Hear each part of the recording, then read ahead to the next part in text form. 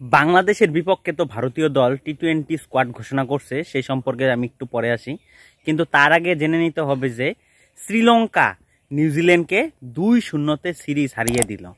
তাও আবার তারা 600 রানের যে একটা টার্গেট দিয়েছিল, ডিক্লিয়ার করছিল, সেটাকে নিউজিল্যান্ডের পরপর দুইবার খেলায়ও কিন্তু তারা সেই টোটালটাকে অ্যাচিভ করতে পারে নাই। প্রথমবার তো 88 রানে অল আউট হয়ে গেছে নিউজিল্যান্ড, তার পরবর্তীতে 345 রানের মতো সেখানেও অল আউট হয়ে গেছে।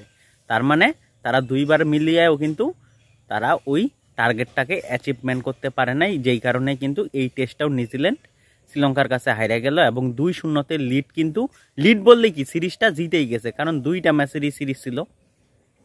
তার সাথে সাথে কিন্তু WTC যে পয়েন্ট টেবিল, সেখানে তৃতীয় স্থানে তো আছেই, তার পার্সেন্টাইজ স্কোর হয়ে গেল 55%। কিছুদিন আগে একটা ভিডিও বানাইছিলাম, সেখানে ছিল 50%। এই যে নিউজিল্যান্ডের সাথে যে ম্যাচটা হলো, তারপর এই যে জেতার সাথে সাথে সে 55% কিন্তু চলে গেল। আর কিন্তু ওয়ার্ল্ড টেস্ট চ্যাম্পিয়নশিপের যে ফাইনালের রেসটা অস্ট্রেলিয়া, ভারত আর শ্রীলঙ্কা, সেই শ্রীলঙ্কা কিন্তু এক ধাপ কিন্তু আগায় গেল। এর সাথে সাথে এখন আসি আমরা হয়েছে ভারতীয় টি-20 স্কোয়াড তো তোমরা সবাই দেখে ফেলেছো, সেটা নতুন করে দেখার কোনো কথা না। প্রশ্ন হলো এখানে যে ঈশান কিষান এবং ঋতুরাজ গাইকোয়াড় দুইজনের জায়গা বা দুইজনের নামটা সেখানে থাকা উচিত ছিল কিনা, তোমরা অবশ্যই বলো তো। কারণ ঈশান কিষান যদি বিসিসিআইয়ের সাথে খারাপ ব্যবহার করে থাকে, তার সাথে সাথে তো সেই খারাপ ব্যবহার শ্রেয়স আইয়ার এবং হার্দিক পান্ডেও করেছিল, একই রকম দোষী তারা। কিন্তু তাদের বেলায় একটা পানিশমেন্ট আর তার বেলায় আর একটা পানিশমেন্ট, কি ছোট কারণে কিছু বুঝতেছি না। এবং তার সাথে সাথে তার যদি পারফরমেন্সের কথা বলি, যে পারফরমেন্স খারাপ তা বললেও মানা যায়, কিন্তু বুচিবাবুতে যে টুর্নামেন্ট হলো সেইখানেও একটা 100 লাগাই দিল, দিলীপ ট্রফিতে সেখানেও 100 লাগাই দিল, তার তো পারফরমেন্সের কোনো কমতি থাকছে না। তাহলে কেন ঈশান কিষান উইকেট কিপার হিসাবে চান্স পাচ্ছে না? কারণ টেস্ট ম্যাচের যারা দল আছে ভারতীয় দলে বর্তমানে, তাদের কারো নাম তো সেখানে যায় নাই, না গিলের নাম গেছে, না জয়সওয়ালের নাম গেছে, না ঋষভ পান্তের নাম গেছে, সে সত্ত্বেও ঈশান কিষান কেন জায়গা হলো না? এটা হচ্ছে 1 নাম্বার প্রশ্ন। দ্বিতীয় প্রশ্ন হচ্ছে ঋতুরাজ গাইকোয়াড়। ঋতুরাজ গাইকোয়াড় একজন ভালো মানের একজন ব্যাটার, যেই জায়গায় ভারতীয় দল এই স্কোয়াডে একজন ওপেনারকে পাঠাতে পারে, সেই জায়গায় ঋতুরাজ মানে গাইকোয়াড়কে পাঠায় কি দ্বিতীয় ওপেনারটা তারা নিতে পারতো না?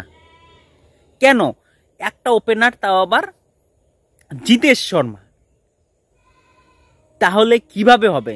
অভিষেক শর্মা অলরাউন্ডার, তোমরা তাকে ওপেনার ভাবলে কিন্তু চলবে না, সে কিন্তু অলরাউন্ডার প্লেয়ার, সে ওপেন করে।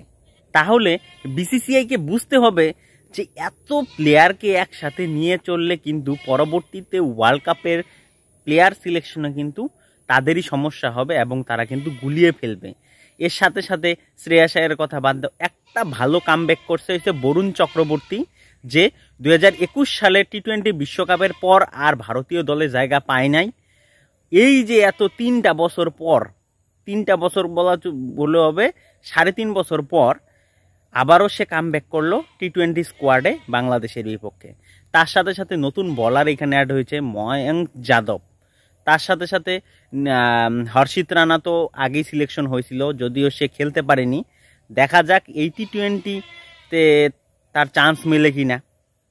তার সাথে সাথে আরেকটা ইনফরমেশন হলো যে ভারতীয় দল যে বাংলাদেশের সাথে টেস্ট ম্যাচটা খেলতেছে, সেই জায়গায় তৃতীয় দিনের কিন্তু টেস্ট ম্যাচটাও বৃষ্টির জন্য, খারাপ মাঠের জন্য কিন্তু ভঙ্গ হয়ে গেল। তৃতীয় দিনেও কিন্তু ম্যাচটা গড়ালো না। এখন বাকি আছে 2টা দিন।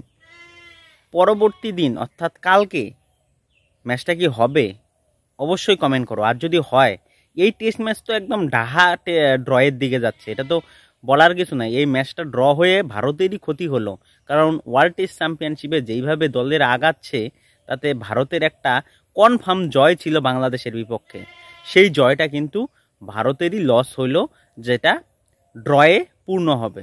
তো তোমাদের কি মনে হয়, এই যে বাংলাদেশের সাথে বৃষ্টির কারণে ম্যাচ ভঙ্গ হওয়াতে যে ভারতের ক্ষতিটা হলো, সেটা কি WTCর ফাইনালে যাওয়ার রাস্তায় বাধা পড়বে?